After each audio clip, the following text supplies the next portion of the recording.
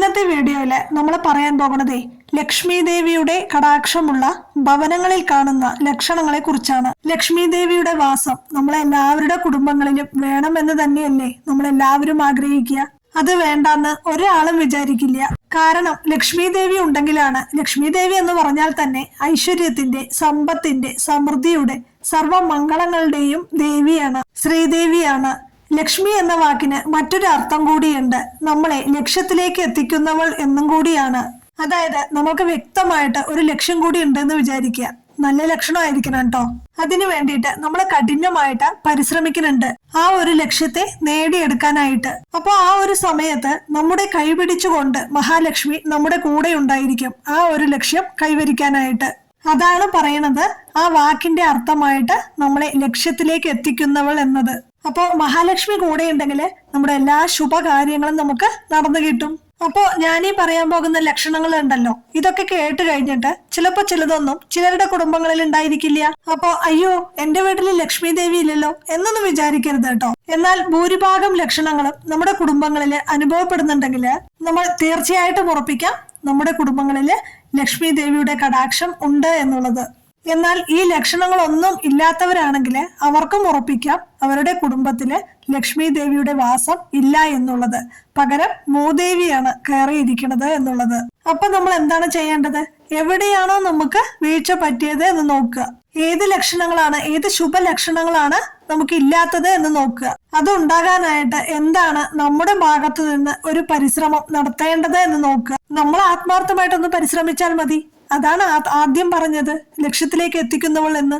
അപ്പോൾ നമ്മൾ പരിശ്രമിച്ചു കഴിഞ്ഞാൽ തീർച്ചയായിട്ടും നമുക്കത് സ്വന്തമാക്കാനായിട്ട് സാധിക്കും. ഇപ്പൊ ഒരു ആക്സിഡന്റ് സംഭവിക്കുകയാണ്, കയ്യോ കാലോ ഒക്കെ ഒടിഞ്ഞു എന്ന് വിചാരിക്കുക. അത് അങ്ങനെ തന്നെ കിടക്കുകയാണെങ്കിൽ എന്തെങ്കിലും ചെയ്യാൻ പറ്റുമോ? പക്ഷെ അത് പരിഹരിക്കുകയാണെങ്കിൽ, ഇപ്പൊ സർജറി എന്തെങ്കിലുമൊക്കെ ചെയ്തിട്ട് അത് പരിഹരിക്കുകയാണെങ്കിൽ പിന്നെ നമുക്ക് പഴയതുപോലെ നമ്മുടെ കാര്യങ്ങളൊക്കെ സുഖമായിട്ട് ചെയ്യാനായിട്ട് സാധിക്കും. അപ്പോൾ എന്തൊക്കെ പ്രശ്നങ്ങൾ, എന്തൊക്കെ വീഴ്ചകൾ ഉണ്ടെങ്കിലും അതിനെല്ലാം പരിഹരിച്ചിട്ട് ലക്ഷ്മി ദേവിയുടെ വാസം നമ്മുടെ എല്ലാം ഭവനങ്ങളില് ഉറപ്പുവരുത്തുക എന്നതാണ് നമ്മൾ ചെയ്യേണ്ടത്. അപ്പൊ പിന്നെ എല്ലാമായി ലക്ഷ്മി ദേവി കൂടെ ഉണ്ടെങ്കിൽ പിന്നെ നമുക്ക് എന്താ ഇല്ലാത്തത്? എന്തും നല്ല നല്ല സുഖ സൗകര്യങ്ങള്, ഐശ്വര്യം, സമ്പത്ത് എല്ലാം നമ്മുടെ ഭവനങ്ങളില് ഉണ്ടാവാനായിട്ട് പറ്റും. അപ്പോ എന്തൊക്കെയാണ് ലക്ഷ്മി കടാക്ഷം നമ്മുടെ ഭവനങ്ങളില് ഉള്ളതിന്റെ ലക്ഷണങ്ങളായിട്ട് പറയണത്? അതാണ് ഇന്നത്തെ വീഡിയോയില് പ്രധാനമായിട്ടും പറയാനായിട്ട് പോകുന്നത് കേട്ടോ. അപ്പോ ഇതിൽ ഏറ്റവും ആദ്യമായിട്ട് പറയാൻ പോകുന്ന ലക്ഷണം, ഇത് ഏറ്റവും പ്രധാനപ്പെട്ട ഒരു കാര്യമാണ്. ഇപ്പോ സ്ത്രീകളൊക്കെ ഉള്ള വീടാണെങ്കിൽ അവിടെ സ്ത്രീകളുടെ സന്തോഷം നിറഞ്ഞു നിൽക്കുന്ന വീടാണെങ്കിൽ അവിടെ ലക്ഷ്മി വാസം ഉണ്ട് എന്നാണ് പറയണത്. അതായത് സ്ത്രീകളുടെ കണ്ണുനീര് വീഴാത്ത ഇടം, നല്ല പെരുമാറ്റമുള്ള സ്ത്രീകള്, അല്ലെങ്കിൽ നല്ല സ്ട്രോങ് ആയിട്ടുള്ള സ്ത്രീകള്. സ്ത്രീകൾ എന്ന് പറഞ്ഞു കഴിഞ്ഞാലേ അബലകൾ, ചപലകൾ എന്നൊന്നും അല്ല പറയേണ്ടത്. നല്ല ധൈര്യവതികളാണ് സ്ത്രീകൾ. ശരിക്കും പറഞ്ഞാല് പുരുഷന്മാരെക്കാൾ ധൈര്യം സ്ത്രീകൾക്കാണ്. അവര് ധൈര്യത്തോടുകൂടി, സന്തോഷത്തോടുകൂടി, സമാധാനത്തോടുകൂടി ഒരു കുടുംബത്തില് ജീവിക്കാനായിട്ട് സാധിക്കുന്നുണ്ടോ? സ്ത്രീകൾ സന്തോഷവതികളാണോ നിങ്ങളുടെ കുടുംബത്തില് എന്നുണ്ടെങ്കിൽ അവിടെ ലക്ഷ്മി വാസം അല്ലെങ്കിൽ ലക്ഷ്മി ദേവിയുടെ കടാക്ഷം ഉണ്ട് എന്നാണ് അർത്ഥം. അതുപോലെ തന്നെ പരദൂഷണം പറയാത്ത സ്ത്രീകള്, മറ്റുള്ളവർക്ക് ബുദ്ധിമുട്ടുണ്ടാകാത്ത സ്ത്രീകള്. ഇപ്പോ അസൂയ, കുശുമ്പ് എന്നൊക്കെ പറഞ്ഞിട്ടുള്ള വികാരങ്ങള് എല്ലാ മനുഷ്യർക്കും ഉണ്ടാവും. അത് മനുഷ്യരായത് കൊണ്ടാണ് കേട്ടോ. അതില്ലാത്തവര് വളരെ കുറവായിരിക്കും. നമ്മൾക്ക് നിയന്ത്രിക്കാനാകാത്തവരുണ്ടാവുമല്ലോ, അവരുടെ കാര്യമല്ല പറയണത്. അല്ലാതെ നന്നായി പെരുമാറുന്നവരെ, സൽസ്വഭാവികളായിട്ടുള്ളവരെ, എന്തും സഹിക്കുന്നവൾ എന്നല്ല അർത്ഥം വരണത്. അങ്ങനെ സ്ത്രീകൾക്ക് സുഖമുള്ള വീടുകൾ ഉണ്ടായിരിക്കുമല്ലോ, അങ്ങനെയുള്ള വീടുകളില് ലക്ഷ്മി സാന്നിധ്യം ഉണ്ട് എന്നാണ് പറയപ്പെടുന്നത്. അതുപോലെ തന്നെ ലക്ഷ്മി ദേവിക്ക് ഏറ്റവും പ്രധാനപ്പെട്ട ഒന്നാണ് തുളസി. തുളസി ചെടിയെ നമ്മൾ ലക്ഷ്മി ദേവിയായിട്ടാണ് സങ്കല്പിക്കുക. തുളസി ചെടികള് സമൃദ്ധമായിട്ട് വളരുന്ന വീടുകളാണോ എങ്കിൽ അവിടെ ലക്ഷ്മി സാന്നിധ്യം ഉണ്ട്. കാരണം ഭഗവാന് ഏറ്റവും പ്രിയപ്പെട്ട ഒന്നാണ് തുളസി ചെടി. ഭഗവാന്റെ ഏറ്റവും പ്രിയപ്പെട്ടതാണ് തുളസി ചെടി. അപ്പോ തുളസി ചെടി തഴച്ചു വളരുന്നിടത്ത് ഭഗവാന്റെ സാന്നിധ്യം ഉണ്ടാവും. ഭഗവാന്റെ സാന്നിധ്യം ഉണ്ടാവുന്നിടത്ത് തീർച്ചയായിട്ടും ലക്ഷ്മി സാന്നിധ്യം ഉണ്ടാവും. അതുകൊണ്ടാണ് തുളസി ചെടിക്ക് ഇത്രയേറെ പ്രാധാന്യം. പിന്നെ തുളസി ചെടിയോടൊപ്പം തന്നെ വളരെ പ്രാധാന്യമുള്ള ഒരു വൃക്ഷമാണ് നെല്ലിമരം എന്ന് പറയുന്നത്. നെല്ലിക്ക ലക്ഷ്മി ദേവിയുടെ ഒരു അനുഗ്രഹമുള്ള ചെടിയാണ് നെല്ലിമരം. അതായത് നമ്മൾ കഥയിൽ കേട്ടിട്ടുണ്ട്, ആദി ശങ്കരാചാര്യര് കനകധാര സ്തോത്രം ചൊല്ലിയ സമയത്ത് സ്വർണ്ണ നെല്ലിക്കകള് പൊഴിഞ്ഞു എന്നാണ് പറയണത്. അപ്പോ ലക്ഷ്മി ദേവിയുടെ ഒരു അനുഗ്രഹം ഉള്ളത് ചെടിയാണിത്. അപ്പോൾ ഇതൊക്കെ വെച്ച് പിടിപ്പിക്കുന്നത് നല്ലതാണ് കേട്ടോ. അതുപോലെ തന്നെ പശുക്കളുള്ള വീടുകൾ ഉണ്ടായിരിക്കും. അപ്പോൾ പശുക്കളെ വളർത്തുന്നത് തന്നെ ഐശ്വര്യമാണെന്നാണ് പറയുക. അതുപോലെ തന്നെ ഈ പശുക്കുട്ടികളുടെയൊക്കെ കരച്ചിലുകൾ കേൾക്കുന്ന വീടുകളിൽ ലക്ഷ്മി സാന്നിധ്യം ഉണ്ട് എന്നാണ് പറയാറ്. പിന്നെ എപ്പോഴും വൃത്തിയുള്ള വസ്ത്രങ്ങൾ ധരിക്കാനായിട്ട് ശ്രദ്ധിക്കുക. ഞാൻ മുൻപേ പറഞ്ഞിട്ടുണ്ട്. ഇപ്പൊ നമ്മള് വീട്ടിലാണ് നിൽക്കണമെന്ന് വെച്ചിട്ട് ഇപ്പൊ പഴകിയത്, മുഷിഞ്ഞത് അങ്ങനെയുള്ള വസ്ത്രങ്ങളൊന്നും ധരിക്കരുതെന്നാണ് പറയാറ്. അതുപോലെ തന്നെ കീറിയ വസ്ത്രങ്ങളൊക്കെ ധരിക്കുന്നവരുടെ വീടുകളില് ലക്ഷ്മി സാന്നിധ്യം കുറഞ്ഞു വരികയാണ് ചെയ്യുക. അപ്പോ അതെന്തായാലും കീറിയതാണെങ്കിലും നമ്മളത് ഉപേക്ഷിക്കുകയാണ് ചെയ്യേണ്ടത്. ഇന്നത്തെ കാലത്ത് ഒട്ടുമില്ലാത്തവരായിട്ട് വിരലിൽ എണ്ണാവുന്നവർ മാത്രമേ ഉണ്ടാവുള്ളൂ. ചിലപ്പോ അലമാരയിലൊക്കെ ഇങ്ങനെ ഡ്രസ്സ് എടുത്തു വെച്ചിട്ടുണ്ടായിരിക്കും പൊടി പിടിക്കാതെ. പക്ഷെ വീട്ടിലിടുന്നത് അത്രയും പഴകിയത്, മുഷിഞ്ഞത്, കീറിയത് അങ്ങനെയുള്ളതൊക്കെ ആയിരിക്കും.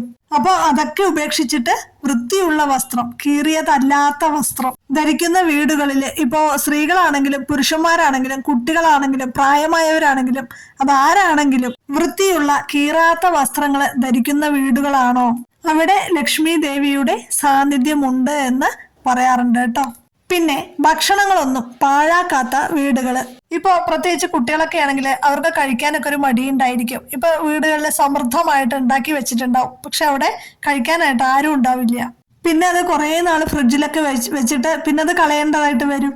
അതായത് ഭക്ഷണം അനാവശ്യമായിട്ട് പാഴാക്കാത്ത വീടുകളാണോ എങ്കിലവിടെ ലക്ഷ്മി സാന്നിധ്യം ഉണ്ട് എന്നാണ് പറയാറ്.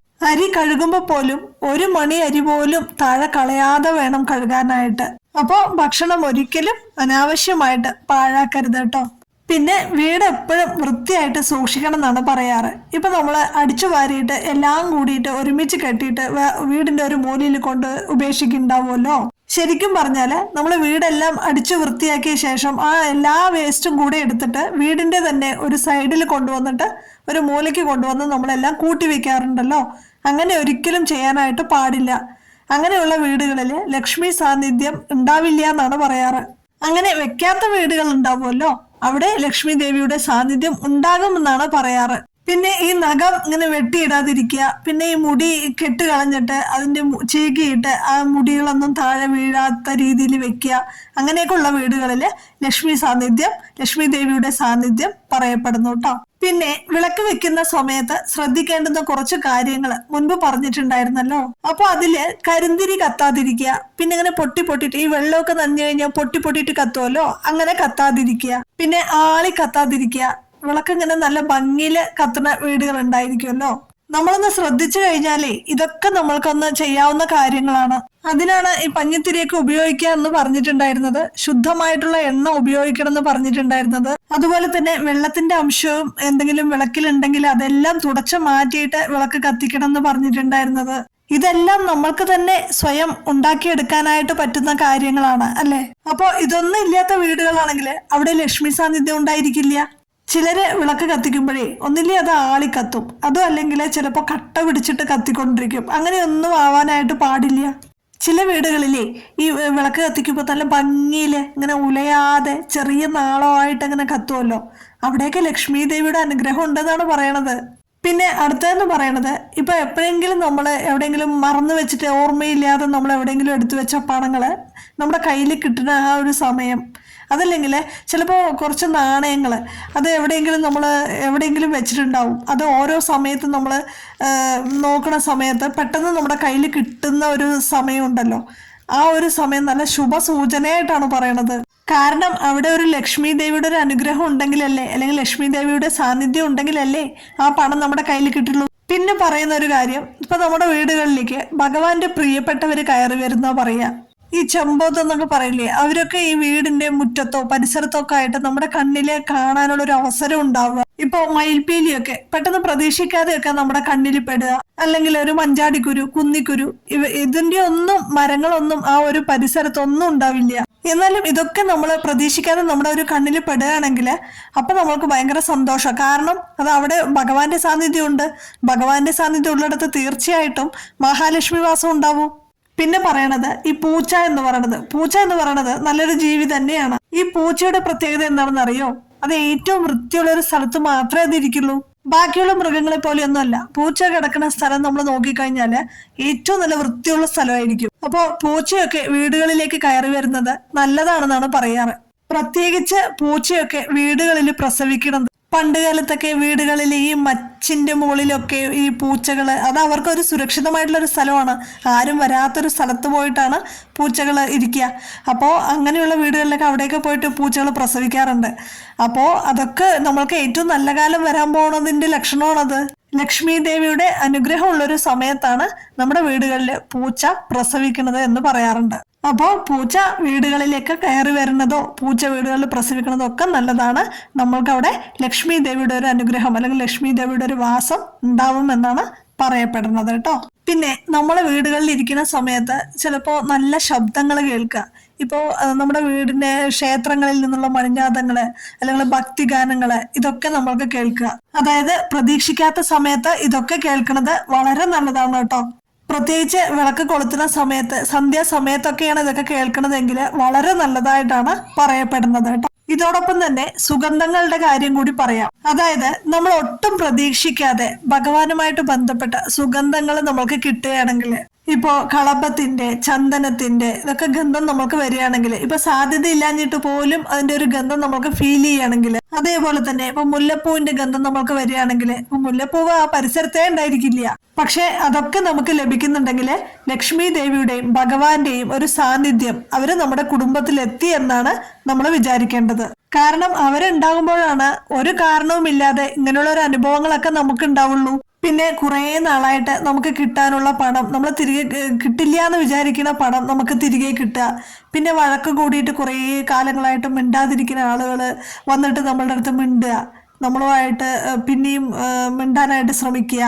അതായത് ഏറെ നാളായിട്ട് നമ്മുടെ ചില ദുഃഖങ്ങള്, ചില ബുദ്ധിമുട്ടുകള് അത് മാറാനായിട്ടുള്ള ഒരു അവസരം നമ്മുടെ കണ്ണിൽ കാണുമ്പോൾ അവിടെ ഒരു ലക്ഷ്മി ദേവിയുടെ ഒരു അനുഗ്രഹം നമുക്കുണ്ട് എന്നാണ് നമ്മൾ മനസ്സിലാക്കേണ്ടത്. പിന്നെ ഞാൻ നേരത്തെ പറഞ്ഞിട്ടുണ്ട്, ലക്ഷ്മി ദേവിയുടെ അനുഗ്രഹമുള്ള ചില വസ്തുക്കള്, ഉപ്പ്, കല്ലുപ്പില്ലേ, അത് ഈ ചൊവ്വ വെള്ളി ദിവസങ്ങളിൽ നമ്മൾക്ക് വീടുകളിൽ വാങ്ങിക്കൊണ്ട് വരുന്നത് നല്ലതാണെന്ന് പറയുന്നുണ്ട് കേട്ടോ. പിന്നെ ഏറ്റവും പ്രധാനം എന്ന് പറയുന്നത്, നാമം ജപിക്കുന്ന വീടുകളിൽ ലക്ഷ്മി ദേവി തീർച്ചയായിട്ടും ഉണ്ടായിരിക്കും. വിളക്ക് കൊളുത്തിയിട്ട് വൈകുന്നേരം എല്ലാം സന്ധ്യാസമയത്ത് വിളക്ക് കൊളുത്തിയിട്ട് നമ്മൾ നാമം ജപിക്കുന്നത് ഏറ്റവും നല്ലതാണ്. അവിടെ ലക്ഷ്മി ദേവിയുടെ അനുഗ്രഹം തീർച്ചയായിട്ടും ഉണ്ടാകും. അത് അതിന്റെ ചിട്ടയോട് കൂടിയിട്ട് ചെയ്യണം എന്നുള്ളതാണ് നിർബന്ധം.